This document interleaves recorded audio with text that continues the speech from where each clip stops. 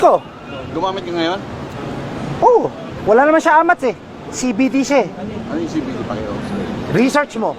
Nung nagmamaneho ka, gumagamit ka rin. Gumagamit? Oo. Hindi ako tumitigil gumamit. Gumagamit ako araw-araw. Pagising ko hanggang matulog ako, kahit tumatay ako, gumagamit ako. Sinabi mo hindi ka daw pwedeng huliin dahil anong dahilan? Bakit? Because under the law, ha? Under the law of God sa Bible, you cannot touch me. I am God, I am Jesus Christ. You're the son of God? Yes, no, I am God in flesh. Paano mo nasabi, sir? Ha? Paano mo nasabi na you're a God? You're... I am untouchable.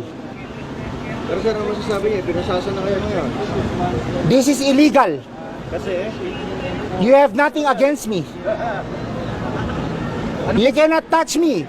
I am Jesus Christ. sir, ano bang Lahat religion kayo, lahat ng kaluluwa nyo akin. niyo? Anong religion niyo, sir? Wala akong religion, God lang, God. God.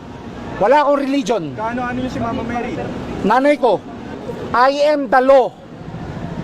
Bakit hindi godly? Ako nagde-decide, hindi kayo. Amen.